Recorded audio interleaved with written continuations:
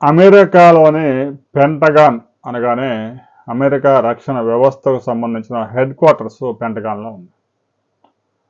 పెంటగాన్లో pizza డెలివరీలు orders గనక 100 నుంచి 200% పెరిగితే ప్రపంచంలో మరో దేశం మీద అమెరికా యుద్ధానికి సిద్ధమవుతా ఉంది అనే సంకేతాలట.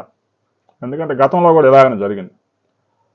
అక్కడ 24/7 ఇక సైనిక అధికారులు అమెరికాలోని అధ్యక్షుడి నుంచి వచ్చే ఆదేశాలను అమలు చేయడానికి ఆ సైనిక అధికారులు కమాండర్స్తో 24/7 సమావేశాలు జరుపుతూ ఉన్నారు.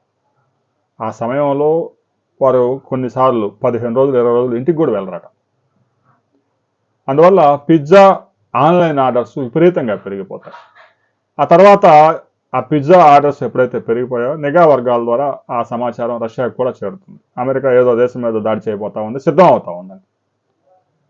అంటే వారు సైనిక అధికారులు ఇంటికి వెళ్ళే సమయం కూడా ఉండకపోవడం, సైనిక అధికారులు పెంటగాన్ దాటి బయటకు వస్తే విదేశాలకు కూడా ఆ సమాచారం, అందులో కూడా కొంతమంది సమాచారాన్ని లీక్ చేసే వాళ్ళు ఉంటారనే ఉద్దేశంతో వారిని కూడా బయటికి అలౌ చేయరు. అలాంటి సమయాల్లో పిజ్జా ఆర్డర్స్ లోపలికి వెళ్తూ ఉంటాయి. ఆ పిజ్జా ఆర్డర్స్ తాజాగా 200% పెరిగాయి. ఇప్పటికే ఇరాన్ మీద యుద్ధాన్ని 5 రోజులు విరామం ఇచ్చి 5 రోజులు చాలక అమెరికాకి మరో 10 రోజులకు పొడిగించింది.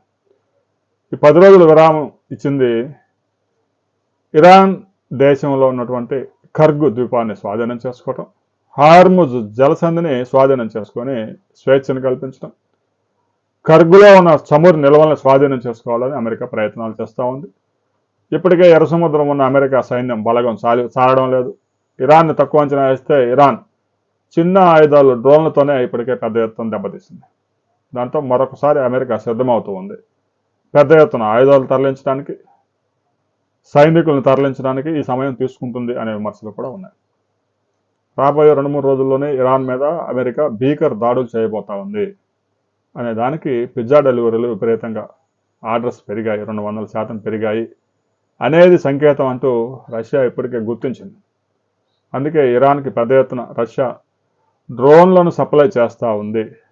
అతిపెద్ద ఆయుధాలతో అమెరికా దాడులు చేస్తూ ఉంటే ఖర్గు ద్వీపం చుట్టూ సముద్రంలో సీ మైన్స్ పెట్టి ఇరాన్ అమెరికాని ఆహ్వానిస్తూ ఉంది. రండి, మైనింగ్ సిద్ధంగా ఉంది పేలడానికని.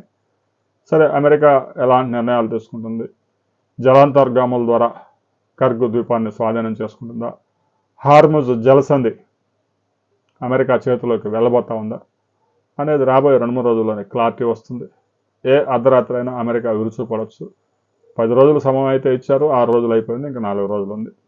ఈ 4 రోజుల లోపే రంగంలో దిగుతారా, లేదంటే 10 రోజులు పూర్తిగా సమయం తీసుకొని పెద్ద ఎత్తున దాడులు ప్రారంభిస్తారా అనే దానికి సంబంధించి కొద్ది గంటల్లోనే క్లారిటీ రాబోతా ఉంది. క్లారిటీ వచ్చిన తర్వాత మరిన్ని వివరాలతో మరో వీడియోలో మనం కలుసుకుందాం.